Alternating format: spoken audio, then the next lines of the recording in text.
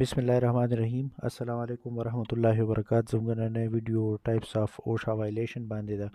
ما تاسو ته مخکې ذکر کړو چې اوشا امریکا کې یو ریګولیټری باډي ده او هغه د سیفټي ریګولیشنز امپلیمنٹ کوي د مختلف د کار د ځایونو ای وزټ کوي کوم ځای کې چې کار کیږي، مطلب لکه کنسټرکشن سایټ یا مطلب لکه بیکري وي، سوپر مارکیټ وي، فیکټریانې، ایرلاینز، ایرپورټ، کوم ځای کې چې خلک کار کوي تنخواه لیدي هغه ځایونو ته وزټ کوي او چېرته چې هم د د سیفټي د سټینډرډز وایلیشن ویني نو هلته دوی وایلیشنز ایشو کوي. دا وایلیشنز تقریبا 5-6 قسمه دي او د دې پیژندل موږ دپاره ولې ضروري دي. اوشا ریګولیشنز بعضې ځایونو کې والنټیرلی فالو کیږي، لکه په سعودي عرب کې په مختلفو چې کوم د کار ځایونه دي نو هلته والنټیرلی فالو کیږي او اوشا ایز ریفرنس یوز کیږي. نو دې وایلیشنز موږ ته مطلب لکه پته لګېدل ایز سیفټي پروفیشنل په دې وجه باندې ضروري ده چې بعض ټایم موږ ډېر وړوکی وایلیشن ډېر سیریس والو او ډېر سیریس وایلیشن اګنور شي.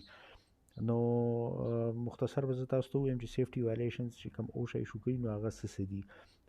ټول نه لومبنی چې کوم دی نو هغه سیریس وایلیشن اوشا ورته وایي، دی یو قسم له وایلیشن ایشو کوي چې ته سیریس وایلیشن وایي. دا هغه ځای کې ایشو کوي چې کوم ځای کې د یو ورکر د مرګ خطره یا د سیریس انجری خطره وي، لکه مثلا په یو ځای کې فال پروټیکشن میجرز نشته، فال پریونشن میجرز نشته، ټیزي سړی راپروزي هغه به خامخا وفات کیږي. نو په هغه ځای کې ای سیریس وایلیشن ایشو کوي. یو بل دی ادر دین سیریس وایلیشن. ادر دین سیریس وایلیشن داسې وایلیشن چې دی د وجې نه ډایرکټ سړی مړ کېدی نشي یا سیریس انجری نشي کېدی، خو بیا هم د اوشا د سټینډرډز وایلیشن وي.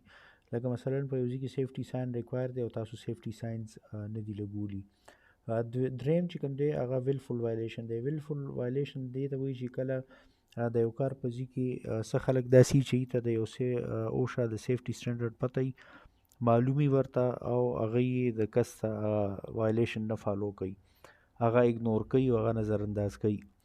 مثلا یو ځای کې وارننګ ساین لګېدلی دی چې هلته کې ډېر زیات شور دی، سړي ته پته وي چې یاره د شور د وجې نه هیرنګ لاس کېدی شي، قوت سماعت خرابېدی شي او دې باوجود هغه هیرنګ پروټیکشن نه استعمالوي، نو دا چې کوم دی ویلفول وایلیشن دی.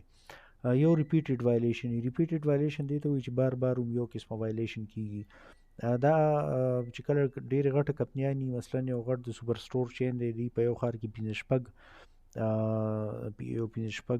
سټورز دي او هغه فایر ایگزیټ بند کړی دی په یو سټور کې، په بل سټور کې، په دریم سټور کې، نو دا ریپیټډ وایلیشنز دي.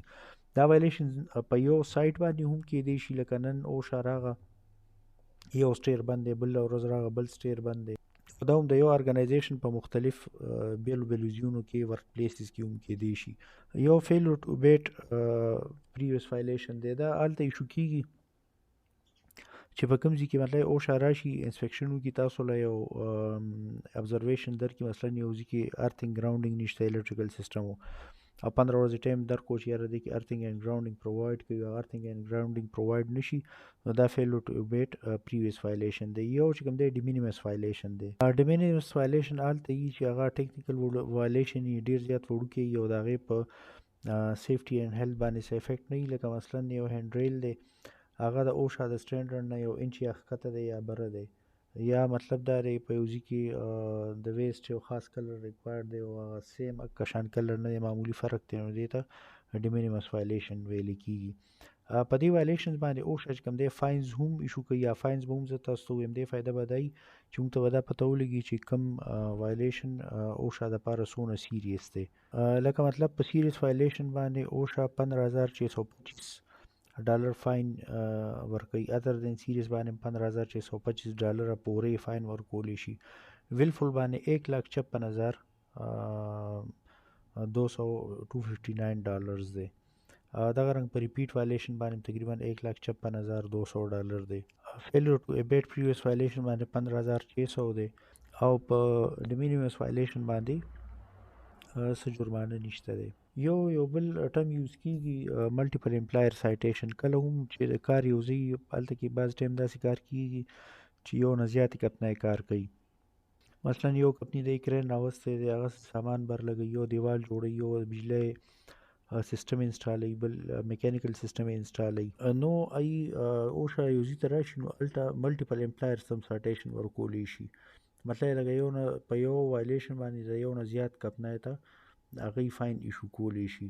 نو دوی څلور قسمه امپلایرز یا څلور قسمه امپلایرز دی دغه کړي دي، ډیفاین کړي دي اوشا. یو کریټینګ امپلایر دی، یو ایکسپوزینګ دی، یو کریکټینګ دی، یو کنټرولینګ دی. کریټینګ امپلایر هغه امپلایر هغه کمپنی چې کوم یو هیزرډ کریټ کوي.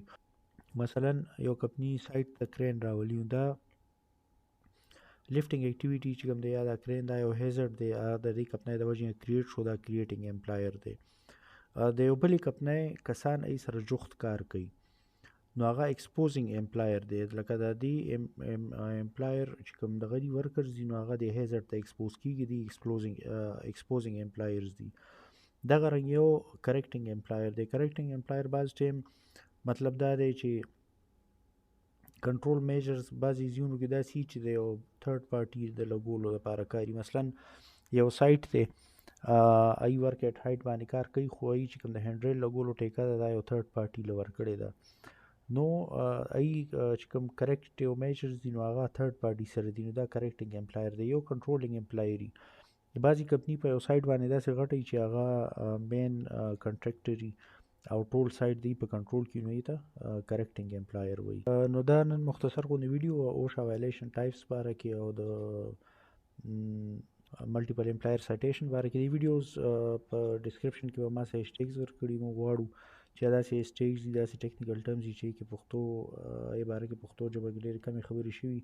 موږ غواړو چې دا ټیکنیکل خلک په پښتو کې دا سیزونه ډسکس کی او آګاهي راشي زموږ سیفټي پروفیشنلز کې، او زموږ چې کوم کمپنیان دي ورکرز دي یا څوک هم چې کار کوي لیبر یونینز دي، نو چې هغوی مطلب دا لکه دا دی انډر ډسکشن او دی توجه ته راشي.